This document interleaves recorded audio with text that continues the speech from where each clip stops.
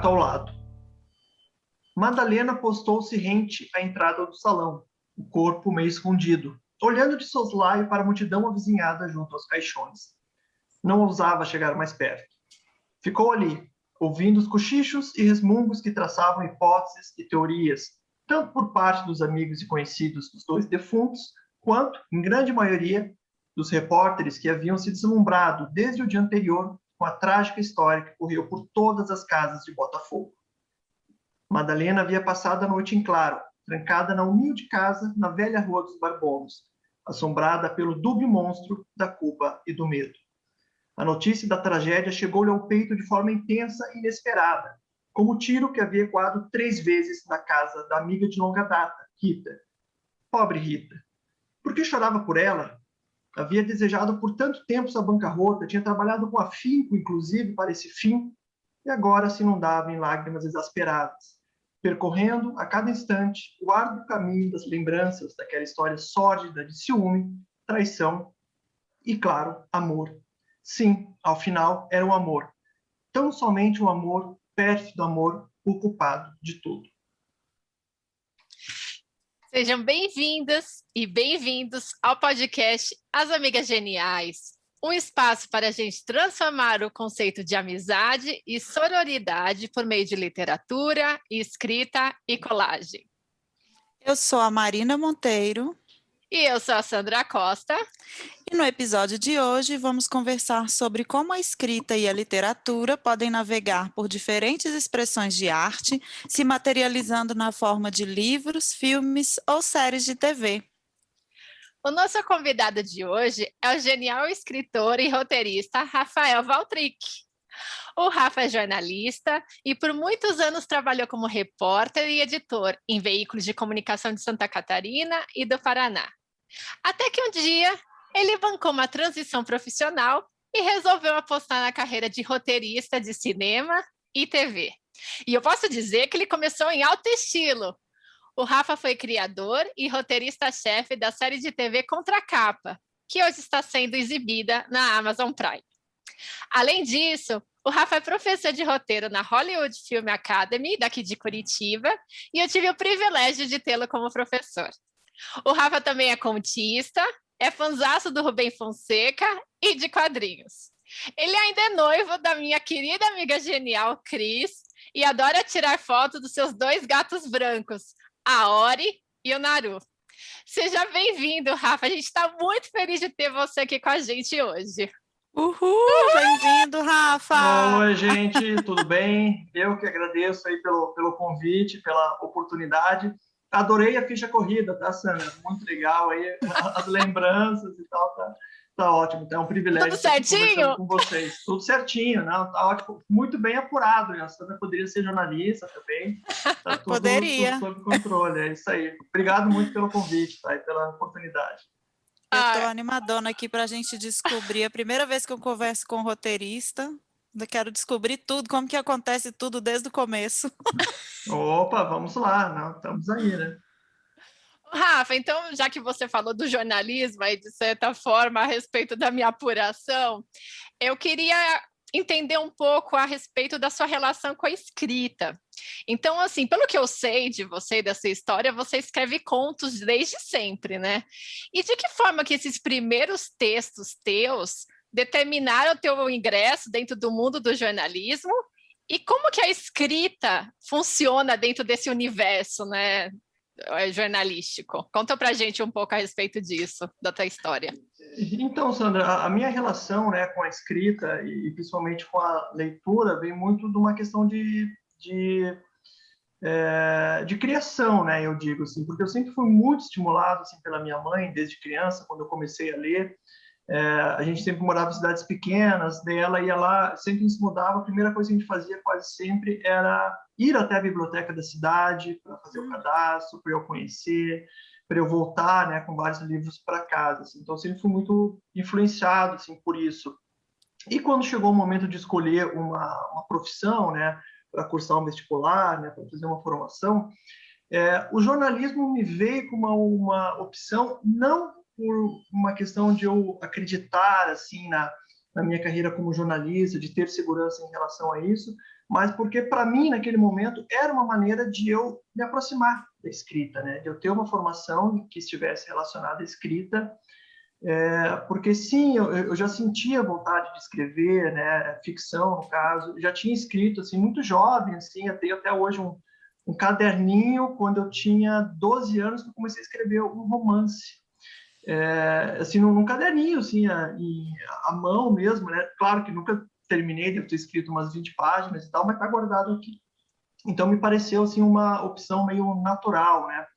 E daí, ao cursar, né, e finalmente entender mais assim, né, do jornalismo, daí eu comecei a pegar gosto pela coisa, né, pelo jornalismo, por trabalhar com isso, e sempre também pensei no jornalismo impresso, né, para eu poder fazer o texto, enfim, tanto que eu sempre trabalhei só em redação de jornal impresso, né. Então foi esse o caminho, assim. E quando eu comecei a cursar jornalismo, eu também continuei escrevendo textos de ficção, né? Contos principalmente, e até porque era uma forma de eu trabalhar outro formato que não o texto jornalístico, assim. Mas para encerrar assim, esse resumo, o que eu costumo lembrar sempre é que a vivência do jornalismo, não só na faculdade, mas, sei lá, foram 10 anos aí escrevendo quase diariamente, me ajudaram muito, sabe, nessa questão da disciplina, da familiaridade com o texto escrito, né, em uma certa, não digo facilidade, né, mas de encontrar um processo, né, para escrever assim com maior rapidez, né, porque no jornalismo é isso, né, você não tem a possibilidade de sentar lá e ficar esperando a inspiração chegar, ou, não quero escrever agora, vou dar uma volta ali na pracinha. Não, você tem ali matéria, você tem prazos, então você se obriga a escrever, né, e cumprir prazos e textos. Então foi muito bom, assim, todo esse tempo no jornalismo, em que eu, queira ou não, acabei deixando um pouco a literatura de lado, mas, ao mesmo tempo, me trouxe, né, essa aproximação muito forte com o texto escrito, que eu levo até hoje, não só na literatura, mas para o audiovisual. Sabe que é interessante você falar isso, Rafa, porque ao longo de todas as minhas experiências aqui em grupos de oficinas de escrita, né, eu encontrei com muitos jornalistas. E as jornalistas e os jornalistas que eu conheci, eles falavam que estavam lá buscando aquela oficina de escrita criativa ou de crônicas e tudo, para se libertar um pouco da escrita jornalística. Eles falavam assim que era foram vários que eu ouvi a mesma coisa, assim, que parecia uma ironia, mas a escrita jornalística tinha meio que matado essa outra escrita literária neles, sabe? Então, eu achei legal você trazer que também o jornalismo te ajudou por causa da disciplina e outros aspectos, né? E essa coisa de sentar e escrever era muito parecido com o exercício que a gente fazia com a Ivana, que ela dava o tema e falava 20 minutos, você tem que escrever uma crônica. E isso, a princípio, parece um pouco impossível, mas esse exercício coloca a gente, assim, muito no ponto de bala ali para escrever. A gente se sente capaz de escrever sobre qualquer coisa, né? Sim, sim. E eu tive também o privilégio, nos primeiros jornais que eu trabalhei, o Jornal de Santa Catarina, lá de Blumenau, até então era da RBS, de conseguir fazer umas matérias maiores, algumas séries, né? Eu fiz alguns trabalhos investigativos, né? De trabalhar como repórter disfarçado e tal, e depois Ai, que trazer, né? massa! Que Transformar isso divertido! numa série de 5 reportagens, que daí você conseguia brincar um pouco mais, quase com um texto mais literário, né? Que não fosse Uhum. tão objetivo, meramente informativo, né? Então, para mim também foi uma experiência. Claro que ao longo do tempo, né? Quando até eu comecei a trabalhar aqui em Curitiba, na Gazeta do Povo, a dinâmica era diferente, porque daí a produção era maior, né? Era mais o factual que a gente chama no jornalismo, né? Então, você às vezes não tinha possibilidade de ficar trabalhando, né, muito tempo numa matéria, mas mesmo assim ajudou muito, né, e sempre ajuda a ter essa disciplina, né, essa prática de escrever algo todo dia. Não Uhum. necessariamente reportagem, mas, né, eu imagino que também é o dia a dia de vocês, de pelo menos estar produzindo, né, estar refletindo sobre texto, né? Uhum.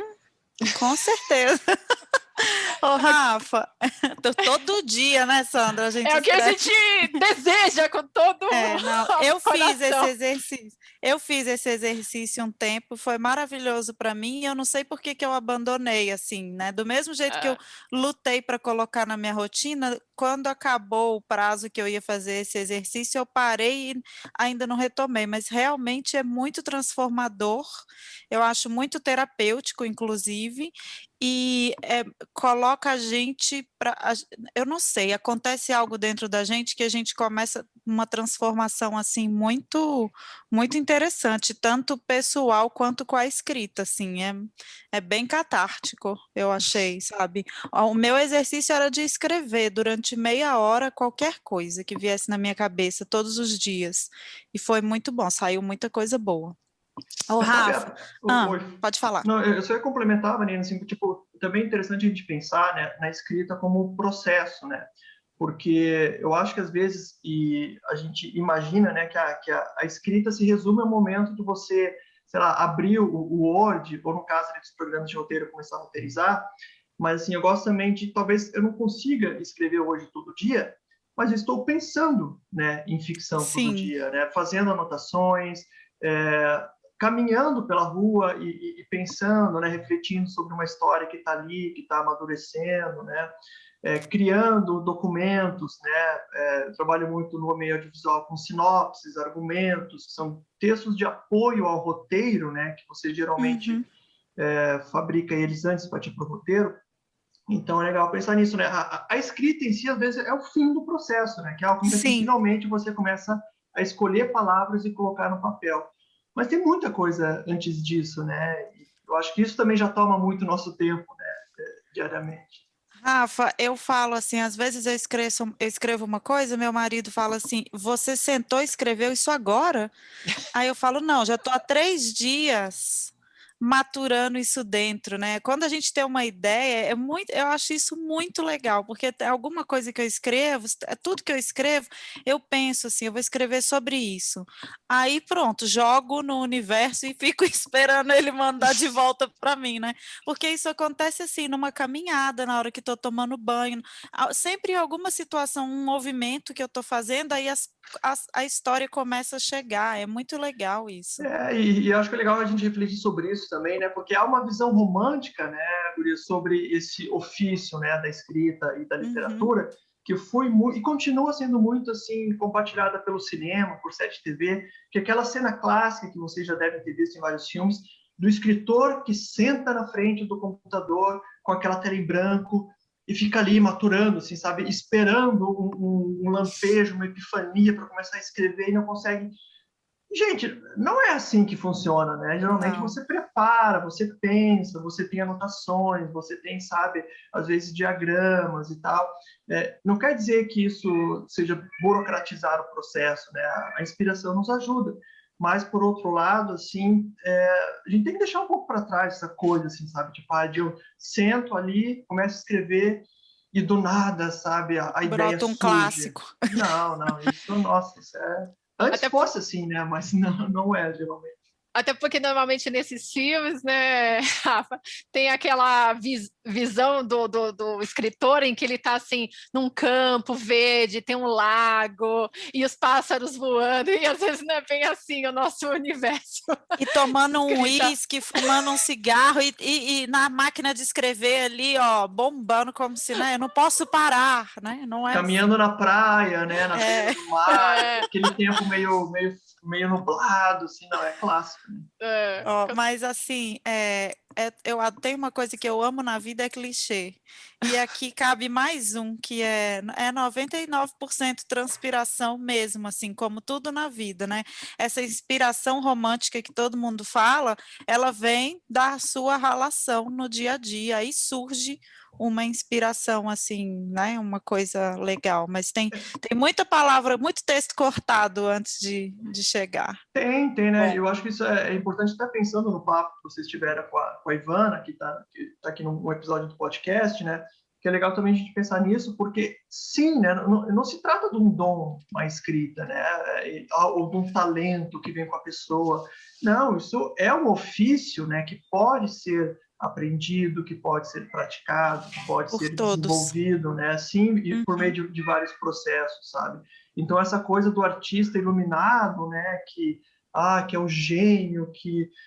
Não, né, gente? Sim, claro que tem gente que tem mais facilidade, às vezes até por uma questão de formação, de experiência, mas não, né? Como você bem falou, é ralação, né? Você tem que criar uma disciplina, nem todo dia você vai estar inspirado, nem todo dia você vai estar afim, mas você tem que ir ali, né, e continuar, né, praticando.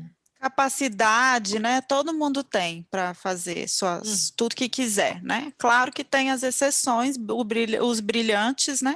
Mas aí eles estão em outra categoria, né? Não estão com todo mundo. Então, sim, verdade. Também acho, Rafa. Ô, Rafa, e assim, como que foi para você sair da redação do jornal e ir para o cinema, ir para essa nova carreira? Como que foi a sua transição? Olha, teve uma virada aí, assim, que foi proposital, porque eu fiz uma pós-graduação, né, em 2014, aqui em Curitiba, na FAP, na Faculdade Estadual, que era uma pós-graduação em cinema. E já naquela época, assim, eu já enxergava o cinema assim, como um possível plano B, e também porque eu tinha muito gosto, né, pelo cinema, pelos filmes, já trabalhei em videolocadora e tal, né, então gostava muito disso como hobby, né, como espectador. Então, eu fiz a graduação, e eu costumo lembrar que a graduação, para mim, o mais importante foi o contato com as pessoas, foi me aproximar das pessoas que já estavam no meio, que já tinham, né, alguma relação com essa área, porque depois, para mim, foi importante, porque lá em 2016 foi lançado um edital do governo federal, né, bela época em que se lançavam ainda editais, né, em que se incentivava formalmente a indústria. Mas tinha governo federal. Exatamente, né? Saudade. Mas o que aconteceu? Naquela época foi lançado um edital que era para produzir conteúdo para TVs públicas, né? E depois esse conteúdo poderia ser licenciado, né, para streaming e tal. E tinha várias linhas nesse edital, e uma das linhas era bem específica, tá? Era uma linha que previa uma série de TV que falasse sobre os bastidores da construção da notícia sob a ótica do jornalismo investigativo. Eu falo isso porque era exatamente essas palavras que estavam na linha do edital. Isso não é comum, tá? Em editais ser tão específico, né? Geralmente você só estabelece o formato, uma série de TV de tantos episódios e tal. Nesse não. Então, na época, né, o Guto Pasco, que é o sócio da GP7 Cinema, produtor aqui de Curitiba, que tinha feito comigo a pós, se lembrou de mim. Se lembrou que eu era o cara que tinha, né, afinidade com o cinema, que queria fazer cinema, né? Na pós eu escrevi um roteiro que foi filmado, né, de fato, pela turma ao final do curso, e daí ele me convidou para eu pensar em um possível projeto que se adequasse a essa linha, né, dessa série de TV. Eu estava ainda no jornal, e daí eu comecei a desenvolver um projeto sozinho, por conta, nas horas vagas, depois do jornal, fim de semana, e daí eu criei o projeto da série Contra a Capa, né? Com sinopses, né? Geralmente nesses editais, o que eles pedem, né, Marina? Que você mande uma sinopse de todos os episódios, sinopse, né, um resumo da história, com início, meio e fim de cada episódio, e o roteiro do episódio piloto, o primeiro episódio, né? Isso é quase um padrão, né, nessas linhas de financiamento e editais. Isso no edital e tipo assim, sempre que você quiser escrever uma série, seja para TV ou até ir parar no Amazon, igual o seu foi, tem sempre um edital que você participa? Ou tem maneiras diferentes? Tem maneiras diferentes, né? Porque o edital, ele geralmente está relacionado, por exemplo, ao financiamento público, ao investimento, né, de verbas públicas. Já você também pode, né, hoje em dia, por que não, apresentar um projeto direto, né, para um canal direto, para um serviço de streaming, né? Se você conhecer os meios, tem muitos eventos, né, Marina, que fazem o que a gente chama no meio audiovisual de rodadas de negócio. Que é quando você escreve o teu projeto, né, para tentar conversar com executivos de serviços de streaming ou emissoras ou produtoras, né? E daí você inicia esse contato e começa a conversar, e pode ser que a partir daí você consiga emplacar, né? Se a emissora tiver interesse, tiver grana, né, tiver disponibilidade para tocar, você já cria ali uma parceria formal com eles, né? Edital já então um pouco diferente. Tipo uma venda mesmo, né? Você tipo faz o seu produto e vai e tenta vender. Exatamente, Entendi. né? É essa linha.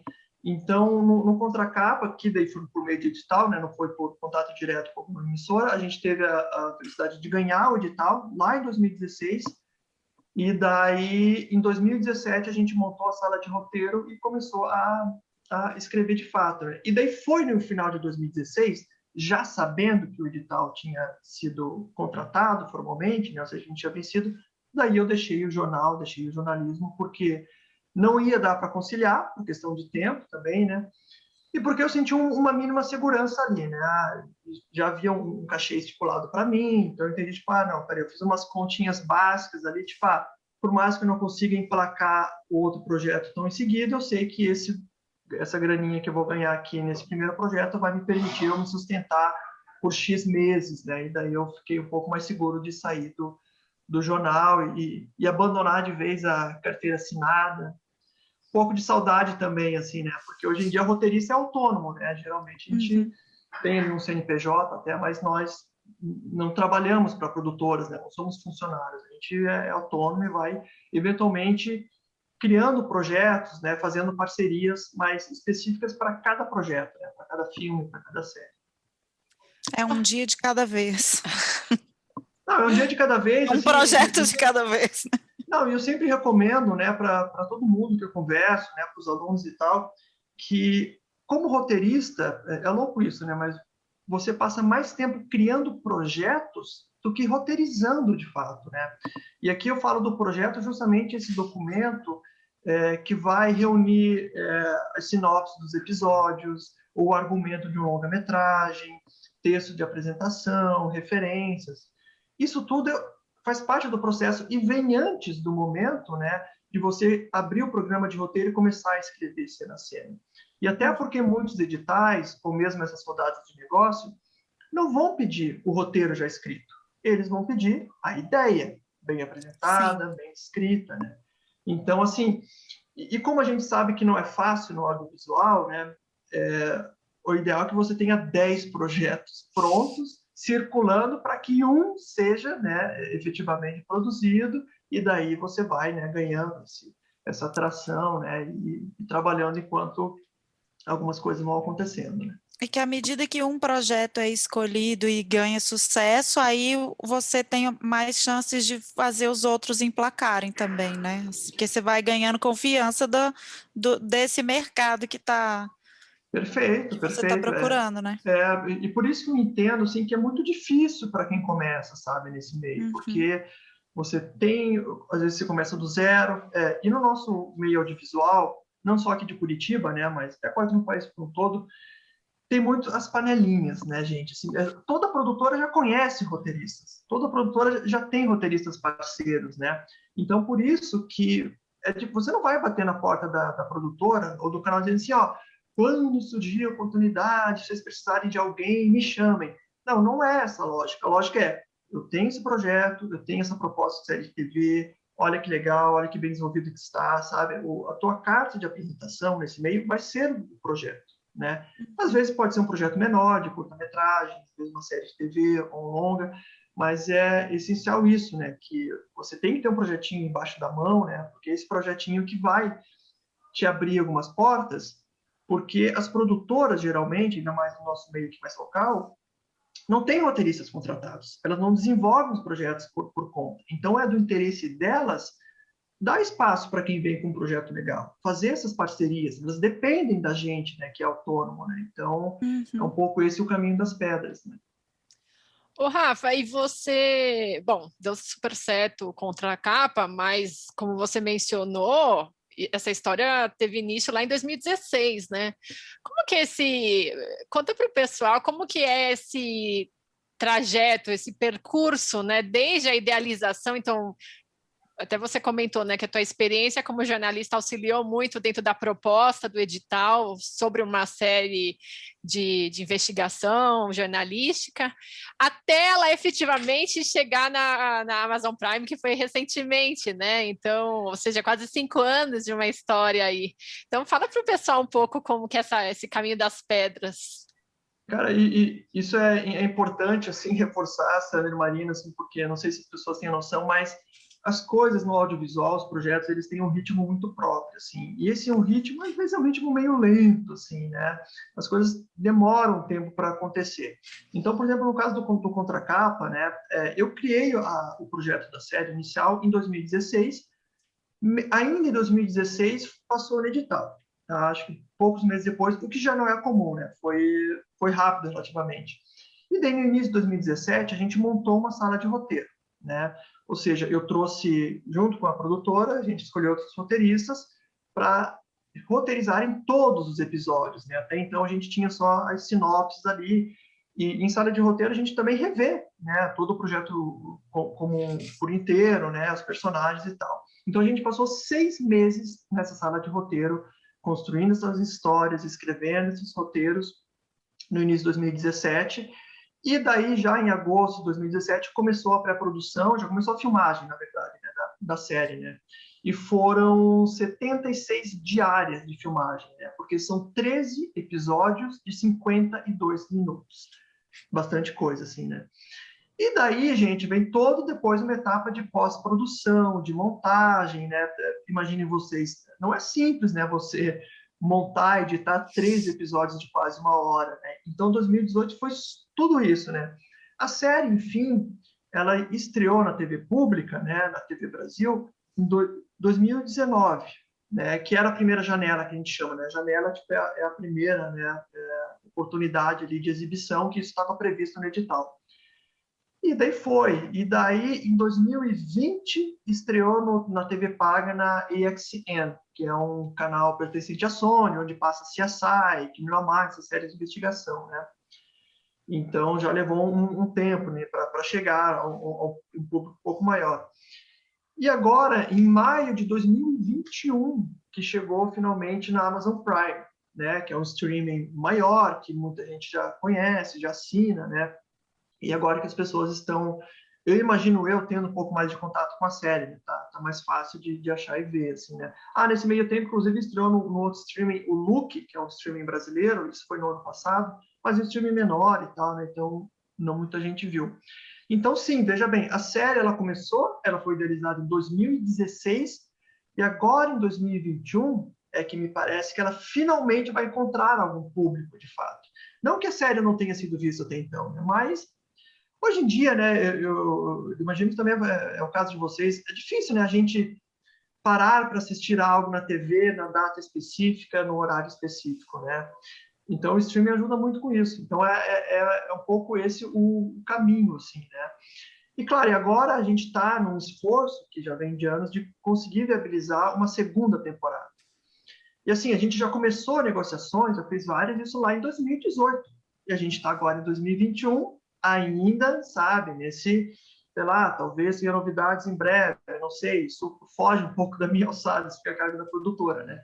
Mas, assim, demora, né? Demora. Então, por isso, mais uma vez, que é importante, né, que você não fique esperando, né, o projeto ser viabilizado para trabalhar em outra coisa. Se eu tivesse esperando até agora para só trabalhar na segunda temporada do Contracapa, coitado de mim, né? Tipo, não ia ter dinheiro em momento algum. Então, essa que é a lógica do tempo, né? A mesma coisa, para citar um outro exemplo rapidinho, né? Eu escrevi recentemente um roteiro de longa-metragem, vai ser o meu primeiro roteiro de longa a ser filmado, né? Um filme de horror chamado Relicário. E esse filme, ele está em tese garantido porque ele passou no edital. Mas lá no final de 2019 passou no edital.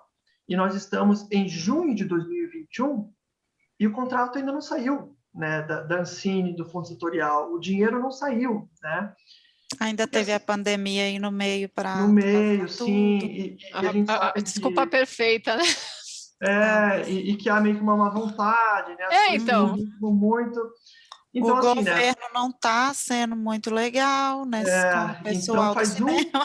um ano e meio, né, que eu estou esperando para finalmente ser remunerado por esse projeto. Porque isso também é uma outra coisa que às vezes vale reforçar. Você primeiro desenvolve o projeto para apresentar para uma emissora ou para um edital, e caso esse projeto seja viabilizado, daí sim você, como roteirista, é remunerado, né? E isso é difícil, né? Mas, enfim, é a lógica, né, da nossa indústria aqui, né? Então, é isso, né? Então, sempre tem projetos rodando, porque não dá para sentar e ficar esperando somente um se viabilizar, né? Ô, Rafa, para chegar no Amazon Prime, é porque a gente fica sempre com a sensação assim, que você está ali vivendo e alguém te descobre, né? Tem esse romantismo também, né, na vida do sucesso, né? Que você Tem, está ali tem. fazendo só coisa e pá, foi um olheiro te achou, né?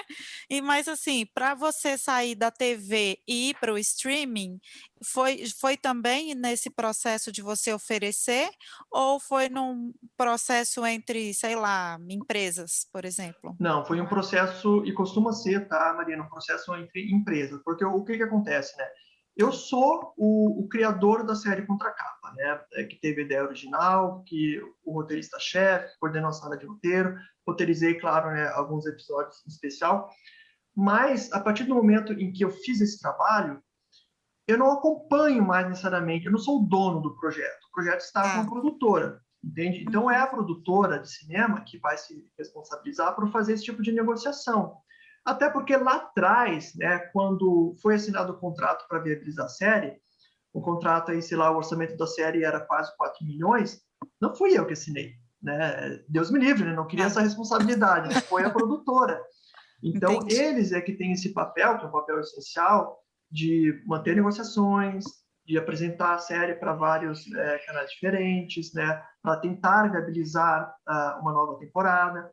Claro que daí, né, a produtora, né, e até para uma, nesse caso do GP7 Cinema, por uma relação de amizade, próximo tempo, eles me mantêm a par, né? Mas sim, eles vão fazendo tudo por conta. Eles só me avisam, geralmente, para dar as boas notícias, assim. Então, é essa um pouco a lógica. Não significa que você, como roteirista, não possa participar, né, de uma rodada de negócio, não possa estar junto com a produtora numa reunião, mas, assim, geralmente esse trabalho mais de relacionamento, de licenciamento, né, que é a Uhum. compra do direito à exibição, é tudo feito pela produtora, né? Eu não tenho acesso nem aos contratos e tal, e até porque cá entre nós, assim, de fato, estou mais preocupado no aspecto criativo, né? A segunda É que essa temporada, burocracia toda tira até a inspiração, né, Rafa? sim, nossa, Você não é tem difícil, tempo. né? Uhum. E, por exemplo, a segunda temporada eu já criei todo um projeto, na verdade, várias versões, né, do mesmo projeto, a depender de quem a gente está negociando. Mas, assim, isso foi o que eu fiz, né? Tipo, eu pensei nas histórias, escrevi um roteiro, e daí entreguei para a produtora, e agora a produtora é que está, né, tentando viabilizar isso, né? Então, geralmente, assim... E até porque, cá entre nós, sou peixe pequeno, assim, né? Não sou, sei lá, eu Marçal Aquino, Braulio Montavani, a Ana Mui-Laer, que são esses grandes nomes que escrevem, né? Que tem um peso em alguma negociação, né? Então, é o processo. Por enquanto, não sei se alguém dentro da Amazon Prime me conhece ou lembra o meu nome, né? Mas o fato é que a série acabou chegando lá. Mas vai chegar lá também, né? Sim, sim, sim, esperamos, né? Estamos aí. Bom, Rafa, você já falou um pouquinho a respeito, né, da tua experiência como roteirista. E como que você vê essa profissão no Brasil? O que que você mais ama e o que que você não gosta a respeito dela, da tua perspectiva? Olha, Sandra, eu particularmente eu penso que eu me encontrei, né, no roteiro, assim, apesar de agora ter voltado assim também à literatura, né, de não deixar de lado. E eu gosto de pensar tipo em uma coisa que é essencial quando a gente fala de audiovisual e também do roteiro, né? Cinema é uma arte coletiva, né? Então, nesse meio, você sempre vai trabalhar em conjunto com outras pessoas, né? E isso eu falo na questão do próprio roteiro mesmo, né? A gente tem sempre que lembrar que o roteiro, né, ele traz uma história, né? Ele tem já essa função, esse documento, o roteiro, de trazer uma história de bem contada, com diálogos, com descrições e tal, né? Mas, acima de tudo, o roteiro ele é uma ferramenta, ele é um guia de trabalho que vai nortear, né, a ação de vários outros profissionais dessa indústria, diretor, ator, figurinista, né, montador, continuista, enfim. Então, assim, isso não é banal, tá? Isso, na verdade, também é uma grande diferença que a gente encontra em relação à literatura e também ao roteiro cinematográfico, né? Na literatura, você acaba pulando um pouco essa etapa, né? Você acaba escrevendo e tendo uma conversa direta quase com o seu público. Às vezes, ali no meio, sim, você tem um editor, você tem um revisor, outras pessoas, né, que palpitam sobre o teu trabalho, mas você tem um diálogo mais direto, né? Já no audiovisual, no cinema, não, né? Você depende de uma série de outros profissionais.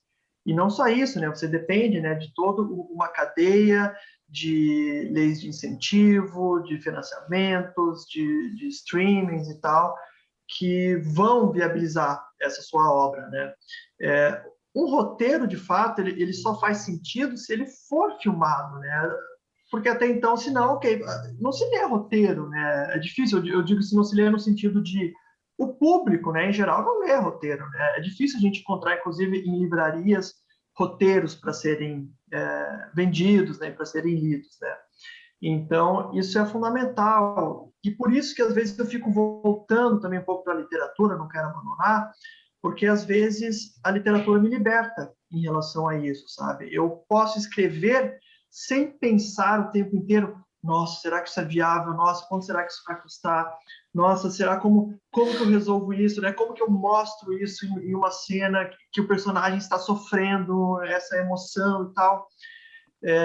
O roteiro ele tem um estilo de texto, né, que ele é essencialmente descritivo, né, imagético, né? Roteiros são histórias contadas por meio de imagens, né? Então tudo tem que ser mostrado, tudo tem que ser transposto para esse documento em forma de ação, em forma de diálogo, né? Então, isso faz com que você, como roteirista, tenha que, sabe, ter, né, essa habilidade de conseguir muito pensar, né, em situações, de fato, que possam ser captadas por uma câmera. Na literatura é diferente. Falando de mercado, né, eu acho que o mercado de roteirista sempre vai estar muito relacionado à situação da indústria como um todo no país, né? A gente estava vindo de um momento que estavam rolando muitos editais, linhas de financiamento e tal, e isso agora parou um pouco, e isso afeta não só os roteiristas, mas afeta a indústria como um todo. Por outro lado, a gente está vendo agora cada vez mais os serviços de streaming, como a Netflix, como a própria Amazon Prime, né, investindo em produções brasileiras, né, originais. A Amazon Prime acabou de lançar a primeira, né, série deles brasileira, ou seja, feito aqui, com profissionais daqui. Então, já é um mercado novo que se abre, até porque esse serviço de streaming, como é o caso da Netflix e da Amazon, né, eles não dependem de digital, eles não dependem de linha de financiamento, eles têm dinheiro em caixa, né? Isso faz toda a diferença, o processo é mais rápido, né? A autonomia é muito maior, né? Então, essa a dinâmica, assim, né?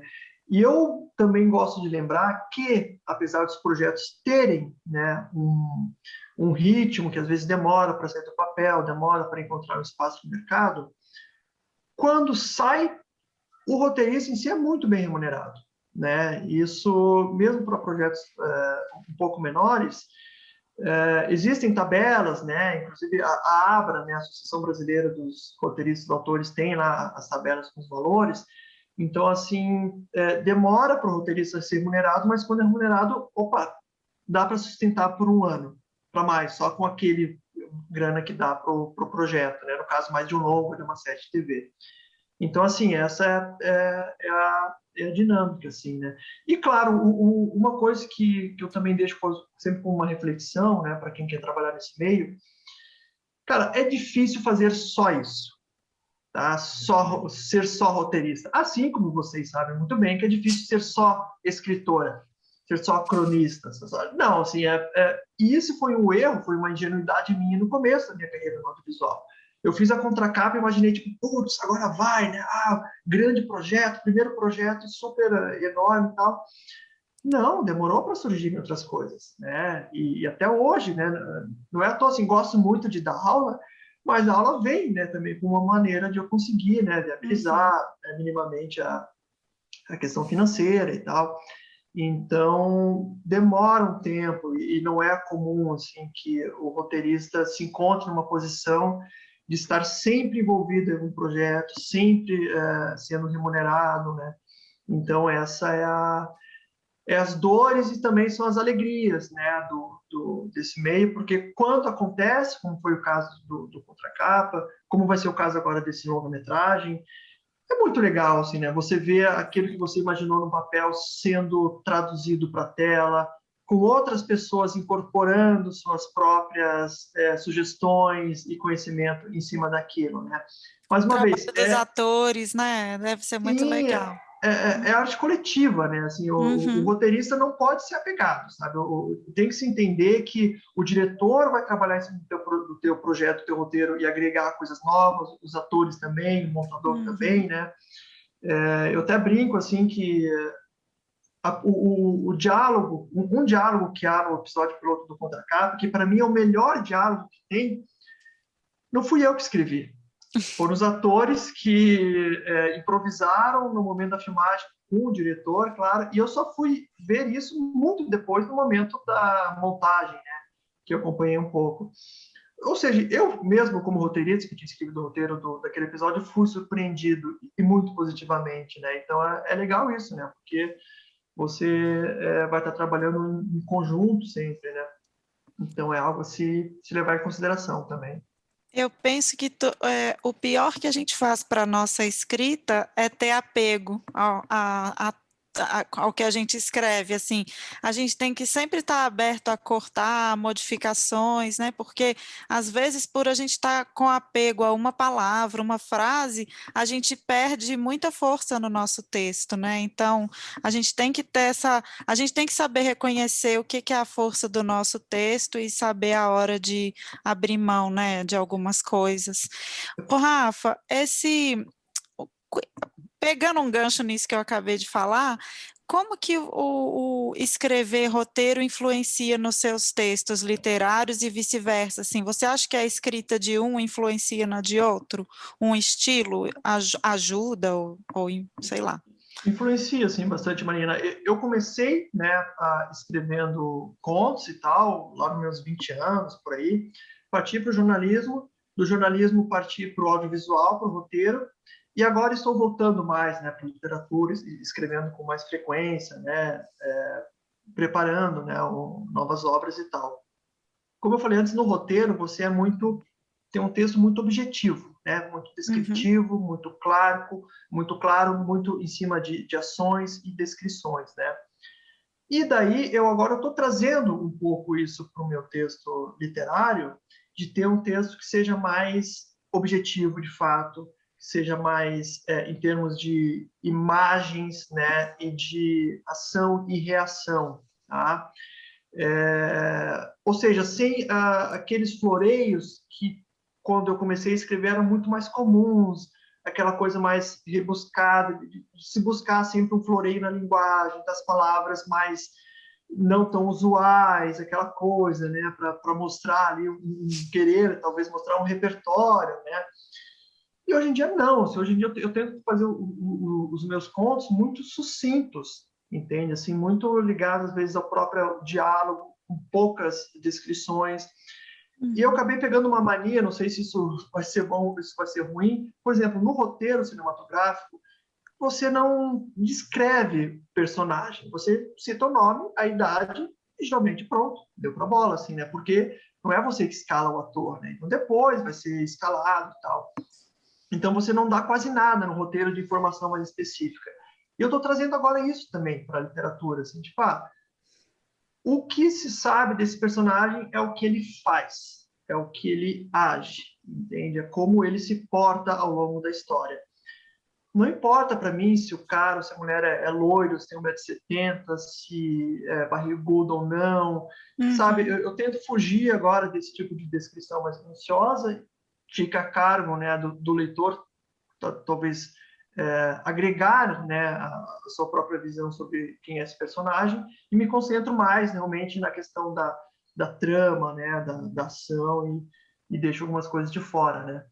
Então, e eu estou gostando disso, né? Não sei até que ponto as pessoas que vão ler vão gostar disso, mas eu acho que isso está contribuindo, assim, inclusive no sentido de ritmo, entende? De rapidez na escrita, porque daí eu deixo de ficar, talvez, dando muita atenção à descrição do ambiente, né? A biografia pregressa do personagem. E não, sabe? É o que está acontecendo naquele momento, naquela cena. Inclusive, eu comecei a estruturar vários contos como se eles fossem cenas, de fato, uma única cena, uma única situação, um único diálogo em que se resolve ali mesmo. Então, está sendo bem interessante essa mescla, assim, né, de estilos, né? Eu gosto muito disso. Ai, desculpa, Sandra. Eu gosto muito disso. Eu tento a escrever assim, eu tendo a escrever assim também, sem esses detalhes principalmente físicos, assim. Eu acho que eu nunca fiz um texto descrevendo uma pessoa fisicamente. E assim, né, não tem certo ou errado, né? São escolhas que a gente toma, né, como escritores, são propostas diferentes e tal, né? Uhum. E eu não só gosto de escrever assim, mas eu gosto muito de ler coisas assim, né? De ler outros escritores que são mais direto ao ponto, né? Que são mais objetivos na maneira de construir o texto, né? Então, é uma questão, claro, também que sempre envolve um pouco de gosto pessoal, né? Ô, Rafa, mas eu lembro que você contou para gente durante a aula que você também pegou contos seus e transformou em linguagem audiovisual, né? Ou seja, é o inverso também, né? É interessante como é uma mão dupla mesmo também, né? Sim, sim, mas isso é louco, assim, né? Porque a partir do momento em que você está transitando entre esses dois meios, né, Sandra, é difícil não pensar nas duas coisas, sabe? Eu escrevi um conto recentemente e enquanto eu estava escrevendo o conto, eu estava pensando, tipo, isso aqui dá um curta-metragem. Isso aqui vou depois adaptar para um curta-metragem. E daí eu já comecei a estruturar o conto, tipo, são dois personagens só no conto e é uma única locação, um único ambiente que se passa a história. Putz, legal, isso fica mais Fechou. viável depois para ser filmado, né? Tanto que daí eu primeiro escrevi o conto, né, e depois adaptei, né, para um formato de roteiro cinematográfico, de audiovisual. E como eu já escrevi o conto tendo um pouco isso em mente, foi muito fácil adaptar depois, né? Mesmo que o conto ele tinha sido narrado em primeira pessoa, né? Era um personagem narrando e tal, então eu consegui entrar um pouco mais, né, na cabeça desse personagem.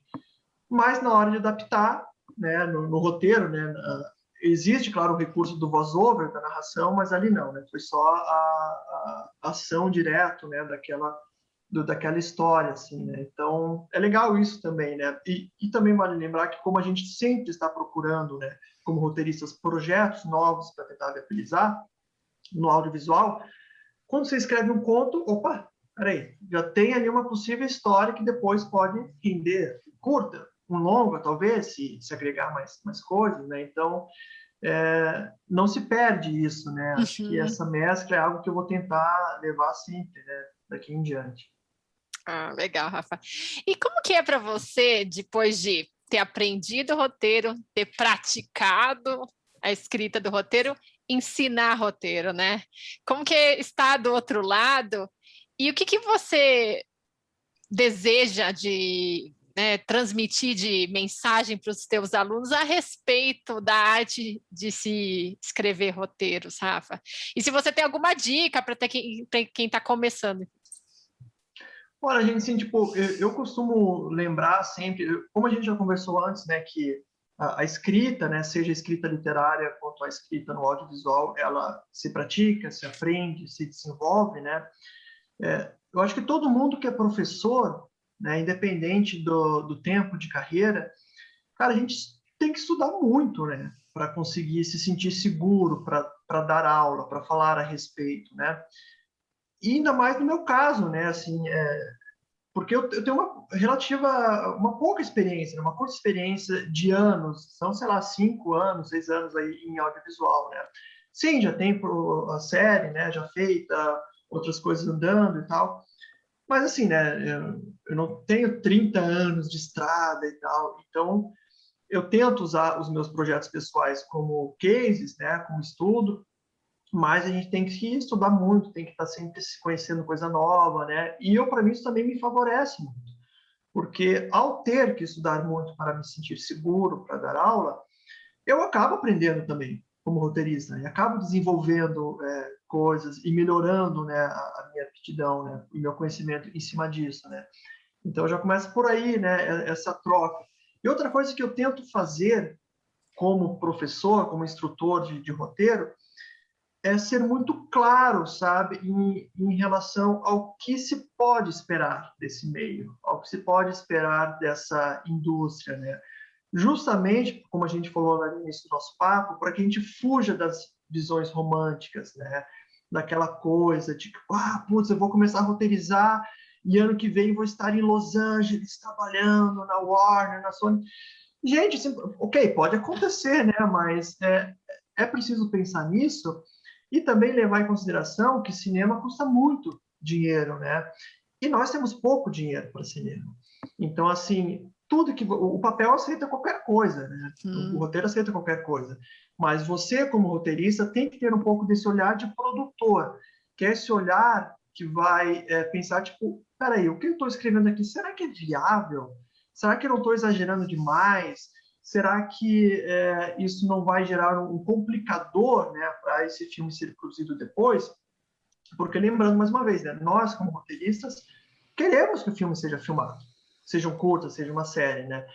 E, assim, a gente tem que também estar atento a isso, né? Eu posso criar, escrever, sei lá, um épico de guerra super megalomaníaco e tal, mas gente, assim, talvez a chance de se encontrar o seu lugar e ser viabilizado não seja tão grande, né? Então, essa é uma coisa que eu sempre tento bater nessa tecla, né? Que a gente tem que estar atento e conhecer um pouco o meio que a gente trabalha, né? E outra coisa que pode parecer uma sugestão óbvia, tá? Né? Mas compartilhando aqui com vocês, às vezes as pessoas acham que para exercitar o olhar do roteiro basta ver filmes, né? Ou basta ver séries de TV. Sim, ajuda, né? Assim, muitos roteiristas são cinéfilos, né? Gostam disso e talvez por gostar e ter um bom repertório acabam indo para essa área. Mas, gente, é muito importante, né? Ler roteiros, ver os roteiros de filmes, né? Hoje em dia, aí, com a nossa internet, com o Google e tal, é muito fácil você encontrar roteiros de filmes famosos, essencialmente norte-americanos e tal, né? Aqui no Brasil é difícil encontrar roteiro de filmes brasileiros, tá? Mas lá nos Estados Unidos já se criou essa cultura de disponibilizar os roteiros, né, de filmes. O filme acabou de ser lançado e você às vezes já consegue achar o documento, o roteiro tal qual ele foi escrito, né? Às vezes inclusive com anotações dos roteiristas. Que Eu tenho legal. ali roteiro, sei lá, do Bastardos Inglórios, do Tarantino, cheio de anotações que dele, massa. assim, a caneta e tal. Sou muito esse fã. É um exercício essencial, porque existindo o filme, putz, você pode ler o roteiro, pode ver o filme, pode entender como aquilo que está escrito no roteiro foi traduzido, né, para a tela, o que estava no roteiro e acabou não entrando no filme. Então, esse exercício é muito bom e até para você se familiarizar com o formato do roteiro. Porque não sei quem, se já tiveram oportunidade, né, ou quem nos ouve aqui, o roteiro cinematográfico é diferente do texto literário, né? Não é um texto em prosa, corrido ali. Ele tem um formato, ele tem uma fonte específica, ele tem uma maneira de apresentar as telas, né? As telas, não, desculpa, as falas na página. E ao ler um roteiro, né, você já consegue identificar isso. Né? Eu, quando comecei a estudar roteiro, a primeira coisa que eu fiz foi encontrar roteiros, né, na internet, sei lá, dos Sopranos, do Breaking Bad, e imprimir, encadernar, e daí eu ia lendo e ia colocando... Abraçar. Sim, imaginar que ali, absorver, né? Quase como uma esponja, Fala, né? agora nós vamos juntos por um bom tempo. Porque daí eu ia anotando ali coisas que me chamavam a atenção, né? Putz, por que o roteirista escreveu dessa maneira? O que significa esse comando aqui? E daí, ao ler mais roteiros, eu ia encontrando padrões, né? Claro, só depois que fui lá, comprei um livro mega completo de formatação, tive aulas também, né? Muitas aulas, então isso foi me agregando, né? Mas leiam roteiros. Isso é um exercício bem legal, assim. Não quero ler um roteiro de 120 páginas. Cara, sei lá, lê o roteiro do The Office, 20 minutos ali, do Fleabag, meia hora, 30 páginas, né? Então, isso é bem interessante de fazer, assim, esse exercício, e com certeza ajuda bastante. Sim, sabe que o Fleabag primeiro... também é uma série sensacional, né? Muito interessante, você Nossa, falou demais. Mas demais. sabe que o primeiro roteiro que eu li, não li muitos ainda, Rafa, ainda tem uma coisa que fica com uma pendência minha, assim, nessa trajetória de virar roteirista, mas o primeiro que eu li foi de Pulp Fiction, né, do Tarantino, que você mencionou, e é muito legal que é muito fiel, porque alguns roteiros acabam sempre tendo algumas mudanças ao longo do processo, né? Justamente porque você falou que é um trabalho coletivo. Mas ali esse do Pulp Fiction é interessante ver como aquela maluquice que a gente vê durante as 2 horas, sei lá, 1 hora e meia do filme, se materializa de forma escrita, como ele construiu aquela visão, né? Aquela história muito doida. E lembrando agora, claro, querendo vender não só o meu peixe, mas o peixe dos roteiristas como um todo, né? Gente, o roteiro é a base, entende? Não se faz um filme sem roteiro.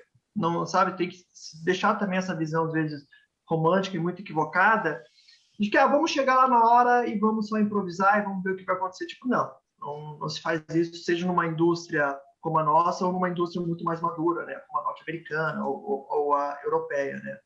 Então, assim, é essencial o roteiro, né? Esse documento, essa escrita, essa história estar ali, né? Claro que depois pode vir um diretor super descolado e agregar e fazer um trabalho de autor em cima daquela história ali, mas ainda assim alguém teve que escrever a história, né? Alguém teve que colocar no papel essas possíveis cenas, esses diálogos, né? Alguém passou a bola redonda para frente, né? Então é importante também sempre lembrar isso, né? Até porque geralmente em cinema, principalmente, a gente costuma lembrar dos diretores. E às vezes o roteirista acaba tipo, sei lá, de quem que era o roteiro mesmo? Não sei, mas o diretor, puta, esse cara é sensacional. No caso, claro, do Tarantino, né, que a gente citou, ele é o próprio roteirista, né? E ele dirige também, né? Então, por isso também que tem essa questão da fidelidade em relação ao que ele mesmo propôs no roteiro e depois na tela, né? Mas eu, por exemplo, me vejo numa posição de roteirista. Eu não tenho o sonho, a intenção de algum dia eu vou ser diretor e vou começar a roteirizar meus próprios filmes, né? Ok, talvez um dia eu dirija um curto para passar pela experiência, sabe? Mas eu também, isso é outra coisa que também acho que precisa ficar clara, assim, que não é preciso ver o roteiro como uma escada, entende? Assim, tipo, eu só vou estudar roteiro porque eu quero ser diretor e escrever. Não, né? Tem muitos roteiristas que só fazem roteiro, que não dirigem, né? E tudo bem, né? Ainda mais em séries de TV, né? Onde a gente tem esse trabalho em conjunto, né? Com várias pessoas participando e escrevendo. Você falou aí que não se faz nada sem roteiro, né? Resumidamente, nem um podcast a gente faz sem roteiro, né, gente? Por favor. Com certeza, então, Não é assim, a gente fica aqui conversando, acha que a gente naturalmente bate esse papo assim, mas a gente roteirizou tudo antes, né? E usa sim, até A gente se fonte, prepara, a gente estuda. usa até fonte Fonte... Corrier New, viu, Rafa? O claro. negócio aqui, ó, Eu, é como convidado, profissa. recebi lição de casa para fazer e tudo, né? Então, não, é isso aí. Ô, Rafa, e você tem projetos futuros? Você falou para a gente desse longa, né, que você tá fazendo. Tem mais algum projeto aí, não? Nos sonhos ou na massa já? Então, o projeto sempre tem, assim, né? Sendo negociados. Eu tenho um carinho muito grande por um projeto uma série de TV que foi uma criação minha, que nós roteirizamos no ano passado, né? Que é uma série de comédia chamada Independência ou Morte. Essa série, o que acontece? Né? Ela foi viabilizada por um edital de desenvolvimento. Isso é um formato específico digital, onde você recebe o valor só para roteirizar, não para filmar. Tá? Então, isso permite que os roteiristas sejam remunerados, que você possa agregar pessoas ao projeto, que a produtora possa, né, contratar, inclusive, profissionais para criar uma cartilha bonita e tal. Então, essa é uma série que é uma série de comédia, que usa muito da metalinguagem, é sobre um diretor de cinema fracassado tentando fazer um filme épico, né? Então brinca com o próprio mercado, né? Com as próprias egocentrismos desses profissionais e tal, né? Meio que também tirando um pouco um sarrinho nosso. E essa é uma série, como agora a gente já está com os roteiros escritos, a gente está aí, né, tentando encontrar um parceiro para viabilizar. Já fizemos alguns contatos, né, com emissoras e streamings. Então, eu, em particular, assim, estou muito afim de voltar, né, a isso ser produzido, né. E, claro, tem roteiros de longas e tal, com diferentes processos de desenvolvimento. Eu agora, em julho, muito possivelmente, eu vou começar a pré-venda do meu primeiro livro de contos. Que legal! Uhul! Vai ser bem interessante. Inclusive, assim, posso estar enganado, mas oficialmente acho que eu estou falando isso pela primeira vez aqui com vocês. Assim. Opa! Porque, vou pegar o champanhe ali, ó, no lançamento. Porque claro, é um processo que começou já no ano passado, né, de encontrar uma editora interessada e tal, e de fazer todo o processo de revisão, né, e de edição do livro. Inclusive, semana passada eu recebi os arquivos finais, né, para aprovar com a capa e tal. Então, eu estava esperando realmente, né, chegar nesse momento de pré-venda, para poder oficializar, né. Então, é um livro de contos, ele se chama O Motivo da Morte, né? São contos na linha de horror e de suspense e tal. Então, vai ser, né, uma primeira tentativa de me aproximar mais do mercado editorial, né, de ter também um produto para poder mostrar para as pessoas, né, e também de servir como um motivador, assim, né. Eu trabalhar nesse livro, boa parte dos contos que estão ali são contos que eu escrevi há muitos anos atrás, muito tempos atrás. Alguns são inéditos, mas a maioria não. Então eu voltei, revisei, reescrevi alguns trechos, e ao trabalhar nisso eu senti voltar aquela vontade que eu tinha quando muito mais jovem de escrever, de fato, de publicar, né? Então, depois disso, eu já comecei a escrever muitos outros contos e já estou assim meio que tipo, opa, chegando num possível novo, né, livro e tal. Então, para ser lançado futuramente, daí sim só com contos contemporâneos, no sentido de que foram escritos agora, nesse momento de vida em que estou, né? Então, o livro que vai ser lançado pela editora Viseu, né? Vai ter impresso, vai ter e-book, tudo. Então, mais para frente aí, não é o momento ideal, né, para lançar talvez um livro. Não dá para fazer coquetel de lançamento, aquela coisa toda, né? Mas, claro, o principal é fazer o livro chegar na mão das pessoas, então isso vai ser possível fazer. E agora acho que você vai precisar mandar aumentar a tiragem, porque com nossos milhares de ouvintes, você anunciando aqui, aí agora o céu é o limite, Rafa. Não, por isso... eu ia falar... Por isso eu fiz questão de aceitar o convite, assim, né? Tipo, putz, olha só, agora vou lançar o livro nos Amigas Geniais aí. Agora... E quando a gente, né, quando você realmente iniciar a pré-venda, a gente vai fazer propaganda nas nossas redes sociais, né, Marina? Nossa, aí, Rafa, olha, você e Harry Potter ali, ó.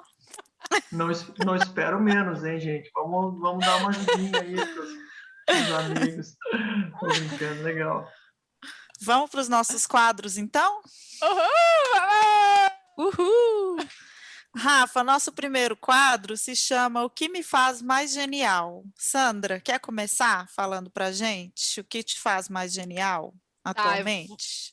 Eu vou falar de uma experiência que eu tive no curso do Rafa, né, de curso de roteiro, e que eu já falei aqui no podcast, que foi muito interessante, foi realmente um divisor de águas, assim, para eu compreender cinema, entender essa forma de linguagem.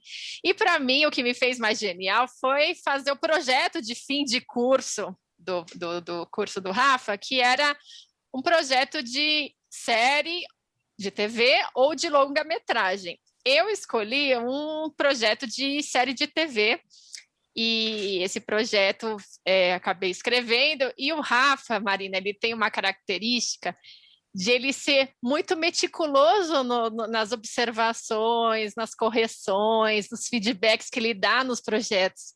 Então, foi tão legal, porque a cada etapa, né, são algumas etapas desse processo que a gente tem que fazer, né? Então, como o Rafa comentou, a gente primeiro tem que desenvolver uma sinopse mais curta, e depois sinopse de cada um dos episódios, e depois, efetivamente, o roteiro do episódio piloto. Então, eu fiz cada uma dessas etapas de uma série de TV que se chama Clube do Livro da Mulher Sem Filho. Então, o Rafa meio que foi quase ali, a gente ia trocando altas ideias sobre esse projeto, ele me deu sugestões muito legais, e para mim foi muito legal construir essa história, que é sobre 4 amigas que se encontram em um clube do livro, e elas acabam discutindo seus dilemas, suas angústias, suas alegrias, e todas têm como característica não serem mães. Então, são mulheres de 35 a 40 anos que têm essa opção de não maternidade, não escolher a maternidade, né, como uma opção de vida. Então, para mim foi algo muito legal, muito bacana, e que teve muita ajuda do Rafa. Então, valeu, Rafa! Claro que eu sou suspeito para falar, mas esse projeto está bem legal, hein? Ó, já faz vamos fazer um merchan para Netflix, aí para Amazon. Olha as produtoras aí, ó. Bora, todas gente. As produtoras que nos ouvem, né, Marina? Os olheiros que vão te descobrir, com certeza. E você, Rafa, fez alguma coisa que te tornou mais genial esses dias? Cara, eu fiz assim, porque, na verdade, é algo que eu comecei a fazer recentemente, né? Que é ler mais autores brasileiros contemporâneos, tá? Porque, assim, eu imagino que isso aconteça com outras pessoas. Às vezes a gente é muito bitolado em certos gêneros, em certos autores, né? Eu falei para vocês, eu gosto muito de escrever horror, de ler horror e thriller, né? E livros policiais. Então, Fonseca, James Ellroy, Stephen King, Edgar Allan Poe. Então, às vezes eu fico nesse ciclo vicioso, né? Tipo, de só no meio desses autores. E recentemente, assim, por uma série de indicações, inclusive algumas até da própria Sandra, assim, eu comecei a procurar mais ativamente, né? Quem são os autores que estão escrevendo hoje em dia, os gêneros que eu gosto, né? E daí eu comecei a descobrir Rafael Montes, a Ana Paula Maia, li essa semana pela primeira vez a Giovanna Madalosso, né? O Sweet Tóquio. Estou te mostrando aqui o livro da Ana Paula Maia. Não vou falar dele agora não, deixa para daqui a pouco. Tá bom, mas assim, ó, foi uma grande descoberta, por exemplo, Ana Paula Maia, sabe aquela coisa tipo assim, nossa, como que eu não tinha, né, lido isso antes, né? E o legal de tudo isso, que às vezes você acaba conhecendo os autores um pouco depois, é que daí você vai começar a ler e tem um monte de livros deles, né, já para você ler, né? Então você vai ter bastante conteúdo, né? Então, assim, é muito, muito importante, eu acho, a gente fazer esse exercício, né, de valorizar também os autores mais próximos da gente, né? E é muito louco hoje em dia também com redes sociais, você consegue até falar diretamente, assim, né? Esses dias eu postei lá uma fotinho do Sweet Talk, né, da Giovanna Madalosso no Instagram. Ela foi lá, compartilhou e deixou um recadinho, assim, nossa, eu me senti mega importante, né? Olha, e ela é muito querida, né? Sim, então é muito rico isso, né? Então isso comecei a fazer e quero seguir, né? Fazendo cada vez mais, porque isso me refresca muito e me incentiva também, né? A continuar como escritor. Essa troca carinhosa no Instagram, que a gente se comunica com os autores dos livros que a gente gosta, com os roteiristas e tudo, eu acho isso a maior preciosidade da rede social, assim, do Instagram, principalmente, que é o que eu mais uso. Eu acho muito, muito legal ter esse acesso, e muitas pessoas que a gente, igual você falou que se sentiu super especial com a Giovanna Madalosso, eu também me sinto assim quando alguém me responde, se comunica comigo e tudo, é muito precioso mesmo, né? O meu, que me fez mais genial, eu assisti a série Onde Está Meu Coração, né? E nossa, eu tô assim, eu ainda tô com o luto da série, sabe? Quando acaba. Nossa, achei fantástica, e mais ainda não, além da série, a trilha sonora é fantástica também. Tem a trilha sonora, né? a série no Globoplay, a trilha no Spotify, é muito sensacional, assim, vale muito a pena ver. O nosso próximo quadro é a Minha Amiga Genial. Sandra, quer compartilhar uma amiga genial com a gente? Bom, a amiga genial de hoje é a minha amiga Priscila Lax. A Pri, que eu chamo Pri Mickey, é uma amiga que eu conheci quando eu trabalhei na Disney em 2002. Então, eu trabalhei lá por 2 meses e ela era minha colega de quarto e a gente é amiga até hoje. Então, é aquele tipo de amizade muito específico em que a gente tem um curto espaço de interação e que isso acaba se perpetuando. Inclusive a Cris, né, Rafa, que é sua noiva, minha amigona, a gente trabalhou também só 1 mês juntas e até hoje é amiga, faz quase, sei lá, 15 anos. É a sua amiga do Circo de Soleil, foi malabarista com você, né, Sandra? Sim, exatamente. Mas a Pri, essa minha amiga, ela é de São Paulo e ela é muito antenada em vários assuntos relacionados a cinema, a filmes Disney, musicais. Então, toda vez que eu estou com ela, a gente troca altas ideias, altas novidades, né? Ela, na verdade, é ela que me atualiza sobre os assuntos. Então, é uma amiga muito querida que eu guardo, né? Quando a gente era funcionárias do Mickey. Então, essa é a minha amiga genial de hoje, a Pri Mickey. E você, Rafa, quer compartilhar uma amiga ou amigo genial com a gente? Quero sim. A minha amiga genial que eu quero lembrar hoje é a Andréia Calabro, tá? A Andréia é produtora, né, de cinema, é uma das sócias da GP7 Cinema, foi a produtora, né, principal da série Contra a Capa. Ela também é roteirista, também é diretora. Recentemente fez um lindo trabalho, um curta chamado Parabéns a Você, que percorreu vários festivais aí, país afora, tal, um curta bem legal, assim. A Andréia também vai dirigir logo o primeiro filme dela, de ficção, o Sereis Uma Só Carne, que ela é co-roteirista. Eu gosto de lembrar da Andréia, né, porque ela trabalha muito como produtora, e para quem é dessa área visual, cara, sabe que trabalhar com produção não é fácil. Tem que ser muito aguerrida, assim, e eu acho que a Andréia tem muito isso nela, sabe? Tipo, de ter essa força, assim, e ao mesmo tempo de ser uma pessoa muito gentil, que escuta muito, né? Que tem um relacionamento muito bom, sabe, né? Como lidar com essas diferentes figuras do audiovisual, né? Egos. Sim, né? Imagina, né? Uma série como Contracapa, será que teve, sem brincadeira, centenas, né, de profissionais envolvidos e tal, e o produtor geralmente é esse gerente do projeto, né, que cuida da parte mais, não só burocrática, mas administrativa, né, e de assegurar, né, que o projeto está andando bem e tal. Então, a André faz isso muito bem há anos, assim, eu acho que é uma figura de referência, assim, muito forte, pelo menos aqui em Curitiba, aqui no Paraná. Legal. Bom, legal. Hoje eu vou falar de 2 amigas geniais que elas não me conhecem. São 2 amigas geniais, a Fernanda Ribeiro e a Natália Dornelas, que fazem o podcast As Perennials, que são 2 mineiras, e eu quis trazê-las porque elas são minhas companheiras desde que a quarentena começou. O podcast delas começou antes da quarentena, né? Mas eu comecei a ouvir na quarentena e foi o primeiro podcast que eu ouvi na vida. Já ouvi todos os episódios, eu alcancei o que eu tinha perdido e me mantenho atualizada agora. E elas me trazem assim perennial é um termo que você usa em inglês para as pessoas acima de 40.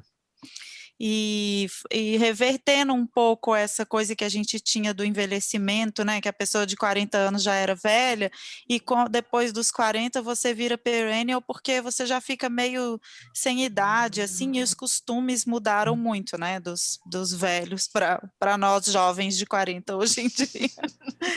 E então elas se inspiraram, né? O podcast começou com 4 participantes, agora são as 2 que estão desde o começo, e elas se inspiraram nesse termo e trazem assuntos que me acolhem pelos assuntos. O sotaque mineiro é assim, que eu, principalmente na quarentena, com saudade da minha terra, eu escuto elas conversando, eu acho que meu sotaque até volta para 100% mineiro, se alguém conversar comigo no momento que eu estou ouvindo elas, e elas, é isso, elas me inspiram muito porque nessa tentativa da gente fazer o nosso podcast, né, eu e a Sandra, eu aprendi muito com elas, assim, passei muito tempo ouvindo as Perennials e aprendendo muito com elas para poder produzir o nosso, assim, então essas são minhas amigas geniais de hoje. O nosso próximo quadro se chama Genialidade de Jerico. Alguma genialidade de Jerico aí, Sandra? Alguma coisa que você achou genial, mas que não se revelou tão genial assim? Marina, hoje eu vou contar uma situação relacionada a cinema, assim, um episódio em que eu estava viajando, estava em Paris e eu tinha visto, eu sou meio fuçadora, sempre gosto de fazer coisas diferentes, e eu tinha visto que haveria uma sessão de cinema mudo em um determinado bairro, né, que não ficava ali na região mais central de Paris. Então eu falei para o Enio, vamos, né, para o meu marido, vamos lá assistir o cinema mudo e vai ter acompanhamento de piano. E eu, em outro episódio, muito tempo atrás, eu tinha assistido um filme mudo com acompanhamento de piano e tinha achado sensacional, só que era um filme de comédia, né? Era um filme desses que nem tipo Charlie Chaplin, assim, então era divertidinho. Quando a gente chegou lá, o filme, ele era um filme de 1928 que chama Moulin Rouge. E eu falei, nossa, Moulin Rouge deve ter mesmo que a ver ali com com aquele bairro boêmio, né, a Pigalle de Paris. A putaria. A putaria, né, festa, cachaça, e tudo isso, cancan, né? Mas era um filme chato pra caramba, 2h20, e era aquela coisa meio assim lenta, arrastada, monótona. Então, assim, para mim, ok, sempre fica aí alguma coisa, né, que fica da linguagem cinematográfica, mas eu fiquei pensando, putz, coitado do meu marido assistir isso aqui comigo, né? Então, assim, todo o empenho para a gente assistir, os euros gastos naqueles ingressos, assim, não valeu tanto a pena, não. Então, Moulin Rouge, acho que eu até notei aqui o cara, o Evald Dupont, não sei se vale muito a pena, não, viu? Bom, 2h20 já é coisa pra caramba, já, né, num filme tradicional. Agora, um filme mudo exige uma certa entrega, né? Nem o piano animou a gente, viu, Rafa? E você, Rafa, tem uma genialidade de Jerico? Cara, assim, primeiro tenho que dizer assim que eu adoro esse quadro, assim, é o meu quadro preferido, assim, achei ótimo quando vocês começaram a trabalhar com ele. Eu tenho, assim, uma situação, inclusive, me trouxe algumas lições e tal, vou tentar resumir ela bem rapidinho. Quando eu trabalhava na Gazeta, eu tinha um blog, né, onde eu falava sobre cinema, né, eu nunca trabalhei com jornalismo cultural, mas eu tinha lá um blogzinho onde eu falava sobre algumas experiências em relação a filmes, fazer algumas listas e tal, coisa muito simples, tal, até porque não sou crítico, nada assim. E um dia eu tive uma excelente ideia, né, de fazer uma crônica sobre a Sharon Stone, né, a atriz Sharon Stone e tal. Por quê? Porque naquela época ela selvagem, selvagem, né, o Vingador do Futuro, enfim, grande musa, né, da minha adolescência pelo menos, né. Então era um pouco nisso, porque naquela época ela estava, não sei porque ela estava em Balneário Camboriú. Não sei se estava se relacionando com alguém lá e tal. Eu sei também que ela fez algumas campanhas publicitárias para uma construtora. E um jornal local divulgou uma foto dela na fila do pão, né, na padaria e tal. Assim, normal, como uma pessoa, enfim, como ela é, né, e tal.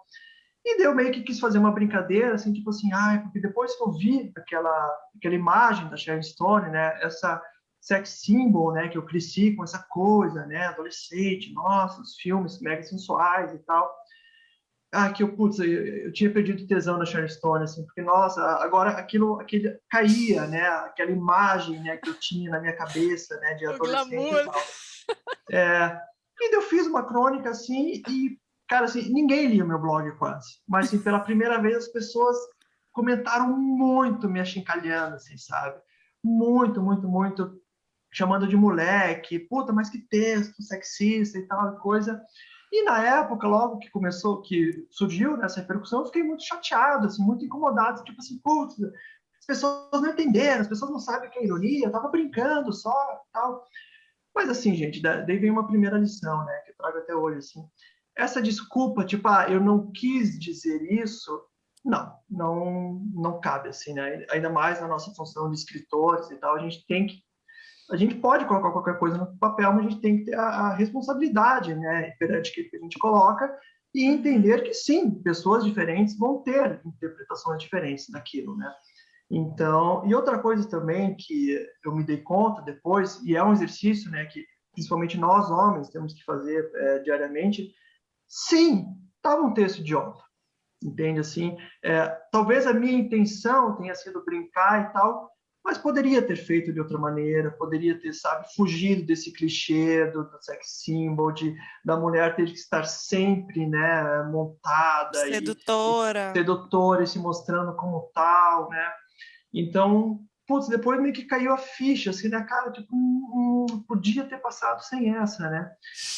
Mas, enfim, foi bom, por isso que eu digo como lição, né? Às vezes a gente acha que a gente tem uma boa ideia, mas vale essa reflexão, eu acho que a reflexão sobre aquilo que a gente coloca no papel e sobre o que realmente a gente quer colocar no papel é parte do processo de escrita, né? Voltando ao que a gente falou antes, da gente pensar, ter um momento, né, para refletir sobre o que exatamente a gente quer dizer e se aquilo que a gente quer dizer deve ser dito, né? Ou se a gente não está reforçando um estereótipo, né? Um preconceito. Então, é um caso que eu trago comigo até hoje.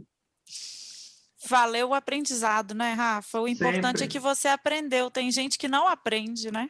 Não, fica na Tem defensiva isso. para sempre, né? É. Valeu mesmo. Bom, gente, a minha genialidade de Jerico, eu fiquei pensando aqui, eu queria trazer alguma genialidade de Jerico, assim, que se relacionasse com audiovisual. E eu me lembrei de uma época da minha vida que eu tinha 13 anos e era apaixonada por um menino da minha escola que se chama Vinícius. Vinícius deve ser um dos milhares de ouvintes que a gente tem, então já manda um beijo para ele aí.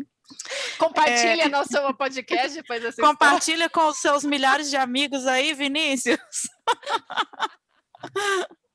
Mas enfim, eu era apaixonada por ele e a gente ia entrar de férias e no último dia de aula, minha mãe deixava eu levar a máquina fotográfica para tirar fotos com meus amigos, né? E aí eu pensei, vou tirar uma foto de Vinícius, porque eu vou passar as férias inteiras sem ver meu futuro namorado, que eu nunca namorei. E aí eu não conversava com ele, porque quando a gente é apaixonado por alguém, a gente não conversa com a pessoa. Essa é a lógica dos relacionamentos de 13 anos, né? Sim, E sim. aí a gente não era amigo, ele não era apaixonado por mim. E eu passei um dia na escola, e um dia inteiro perseguindo Vinícius, tipo paparazzi, para poder tirar uma foto dele. Sem ele perceber? Não, já não minha obsessão era tão grande que já não me interessava mais se ele estava percebendo. Até que, assim, eu era uma das últimas pessoas a ir embora da escola, eu sabia por onde que ele ia embora, né? Fiquei sentada no caminho que ele ia passar junto com uma outra amiga minha. Aí ele veio andando, assim, eu cheguei na frente dele, tirei a foto e ele me xingou. Então, tipo assim, eu criei coragem, tirei a foto e ainda levei um xingo do Vinícius, né? No ano seguinte, eu até fiquei sem graça, mas nem sofri muito, né? Fiquei feliz que eu tinha conseguido a minha foto, afinal de contas, o trabalho do paparazzi é esse, né? Sim, sim. Aí, enfim, no ano seguinte, Vinícius era da minha sala. E para mim a vergonha maior foi essa. E a gente passou parte do começo do ano sem se falar, né? Só que aí a gente foi colega o ano inteiro, a gente ficou amigo, acabou que a gente era da mesma panelinha, nós ficamos amigos e esse assunto foi superado. E eu percebi o quê? Que Vinícius era uma pessoa extremamente tímida. Deve estar agora vermelho depois de me ouvir falando aqui uns 3 minutos sobre ele. Traumatizou o garoto.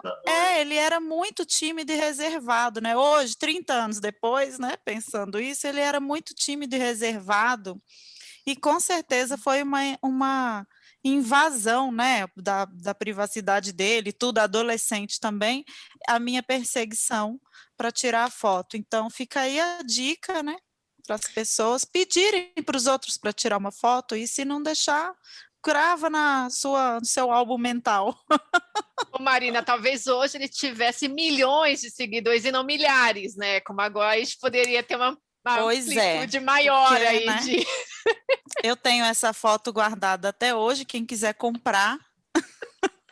Marca ele lá no podcast depois. Vou marcar. Que tem as marcar. redes sociais aí. Vou escrever Vinícius, meu amigo genial. Vou fazer uma montagem nós dois.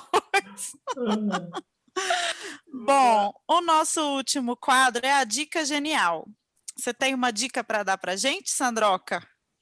Sim, é a última animação da Disney que eu assisti semana passada, que é Raya e o Último Dragão. Eu sou fã de Disney, né? Eu adoro as animações e Pixar, é óbvio também, mas esse tá uma graça, conta a história de uma personagem que, de certa forma, precisa unir 5 mundos diferentes que acabaram entrando em guerra para poder fazer com que o planeta em si, né, a união dos 5 mundos, não se extinguisse.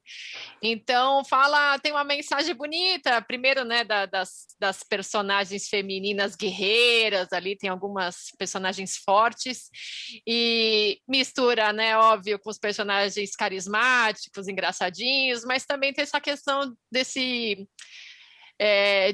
da reflexão sobre a questão de a gente ter dificuldade de se comunicar com pessoas diferentes e de querer chegar em um consenso, né? Nesse mundo que a gente está de tanta desunião, tem uma mensagem bonita, então tá legal. Raya e o Último Dragão. Gostei. Fica a dica genial. Uhum. E você, Rafa? Não vale roubar aquela minha dica lá de trás, hein? Você pode pensar em outra aí. Vou deixar você falar aí.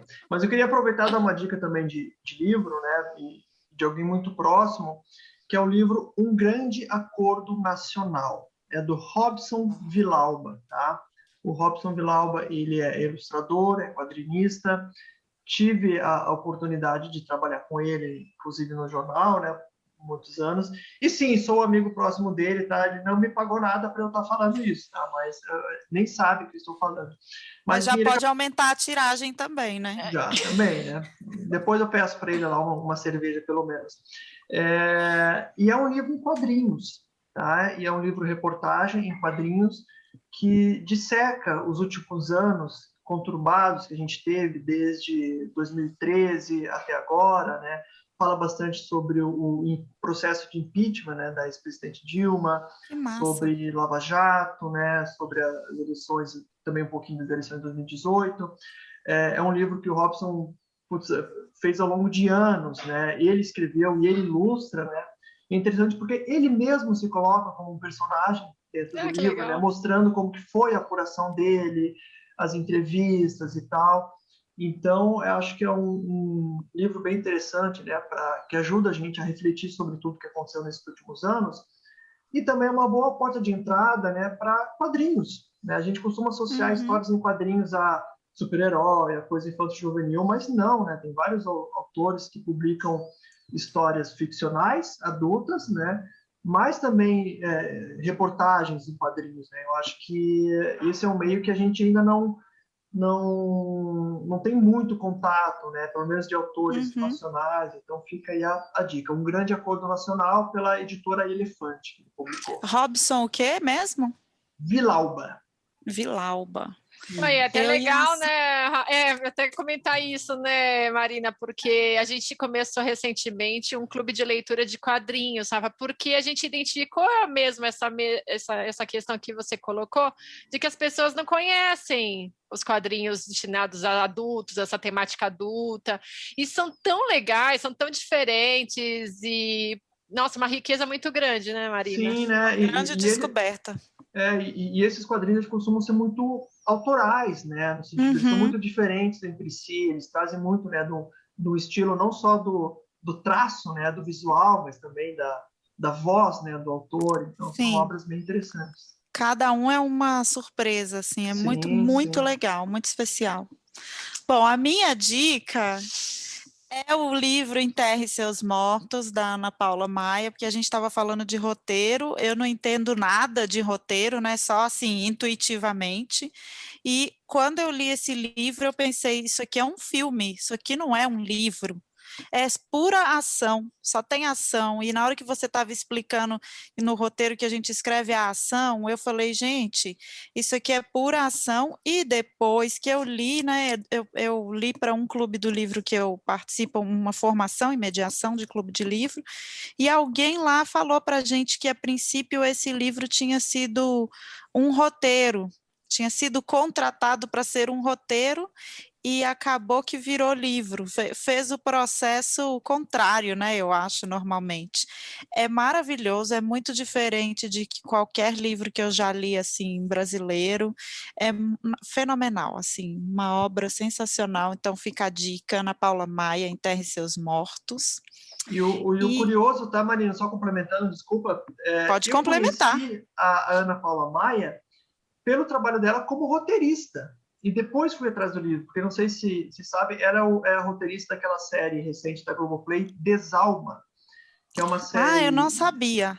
Ela é roteirista, né? Então, isso é muito interessante. E pelo que eu sei, né, pelos créditos, ela meio que escreveu sozinha, né, a série como um todo, o que não é tão comum, enfim, mas é interessante. Então, que é uma série de horror, né, que fala sobre as tradições eslavas e tal, né, uma série de suspense. E daí, vendo o trabalho dela nessa série, eu fui atrás dos livros, né? E li o Enterre Seus Mortos, li o Carvão Animal, e assim, excepcional. Assim, eu acho que pode parecer muito subjetivo falar isso, mas acho que a palavra, né, que você usou, que você explica muito bem, é muito diferente, né?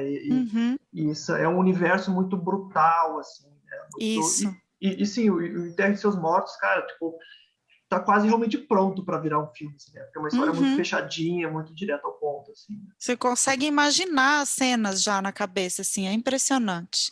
Ai, E tô por aí, fora, hein? Preciso ler. tá por fora. Vai ganhar de aniversário? Ê! E aí eu queria falar. Eu tenho 3 dicas, na verdade. Eu vou dar as 3, que eu não tô aguentando esperar uma por vez, não. A outra é a série da Kate Winslet, chama Mare of Easttown, que tá no HBO, que também tá fantástica. Faltam 2 episódios para eu acabar, e eu sou muito fã dela, porque eu acho ela muito boa atriz, assim, como que ela se coloca nua, literalmente, de alma, assim, para fazer cada papel, né? Então, ela tá. Tem gente que fala mal de Titanic, eu falo que ela tá perdoada pelo Titanic, porque ela é Ah, eu gosto muito. de Titanic. Eu amo Titanic, né? Mas tem gente que fala mal. Não, E mas assim, assim, eu né, não acho que nessa, Titanic queimou o filme dela como atriz, não. Só Nossa. ajudou, só jogou para cima.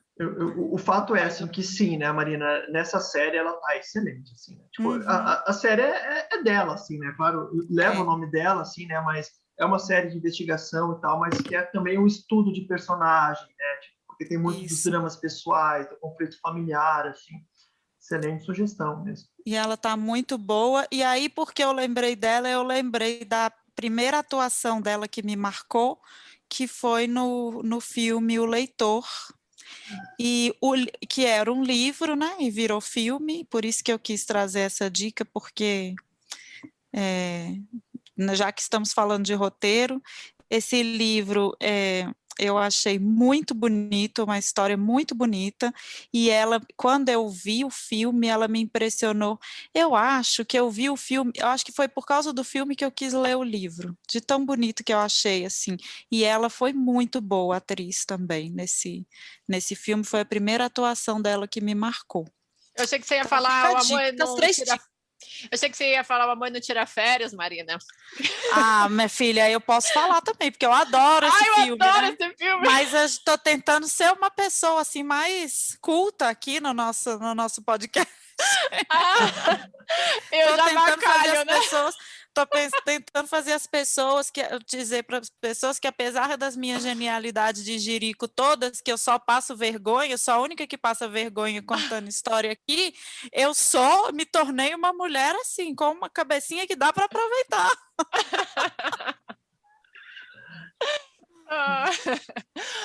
Bom, Rafa, acho que você separou um segundo trechinho para ler para a gente. Você pode ler, por favor?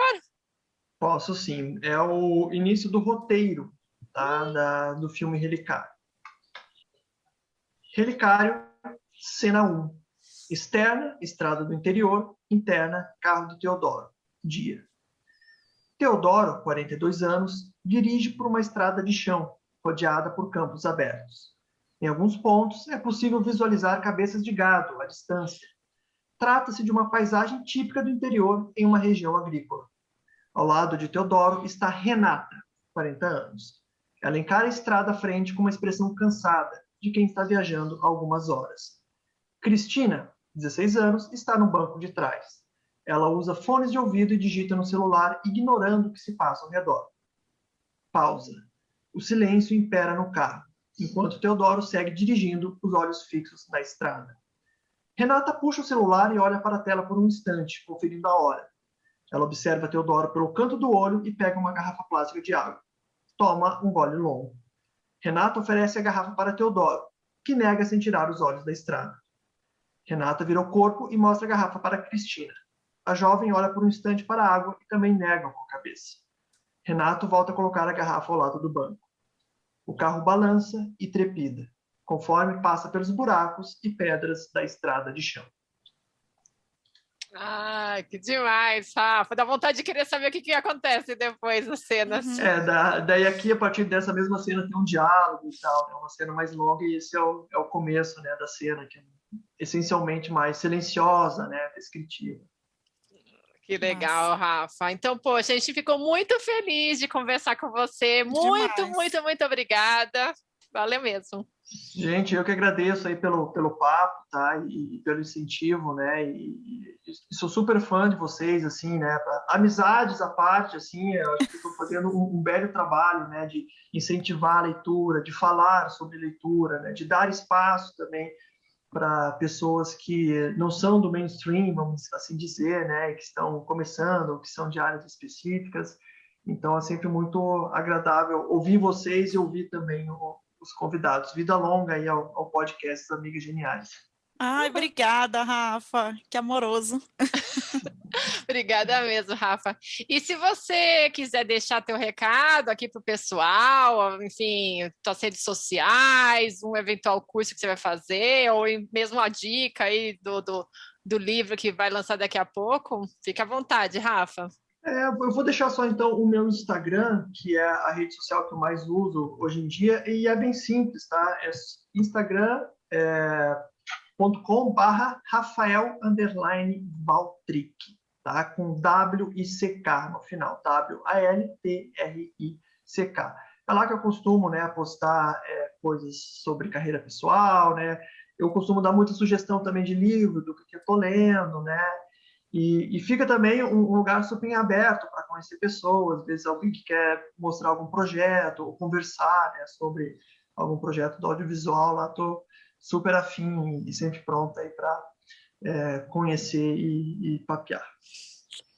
Massa. E antes da gente finalizar, né, eu e a Sandra gostaríamos de convidar os nossos milhares de ouvintes e os nossos e as nossas, né, milhares de ouvintes para participar do nosso clube de leitura As Amigas Geniais, do nosso clube de quadrinhos, né, que está aí, vai ter nosso primeiro encontro, vai ser a Persépolis, e também das nossas oficinas de criatividade, onde a gente vai trabalhar um pouco de escrita, um pouco de colagem, um pouco de leitura, então para poder ativar assim tirar esse bloqueio aí da escrita, da leitura, né? Dar um pontapé aí. Eu estou tentando achar a palavra e não estou conseguindo, gente, que é de desbloquear. Tá entendendo? Isso aí. E a gente, nos nossos clubes, a gente realiza 2 eventos por mês. Na primeira semana do mês é sempre o clube de leitura, que a gente lê mulheres escritoras, e na terceira semana do mês é sempre o clube de quadrinhos, ou graphic novels, né, como alguns falam. E eles estão sempre abertos no Simpla, é só lá no link na nossa bio, As Amigas Geniais no Instagram, e se inscrever. Então é isso, pessoal. Se vocês quiserem continuar essa conversa com a gente, tanto com sugestões, comentários, convites de mediações ou conversas sobre leitura, é só entrar em contato com a gente no @asamigasgeniais no Instagram ou pelo e-mail asamigasgeniais@gmail.com. Esse foi mais um episódio do podcast As Amigas Geniais, um podcast para ser amiga, um podcast para ser genial.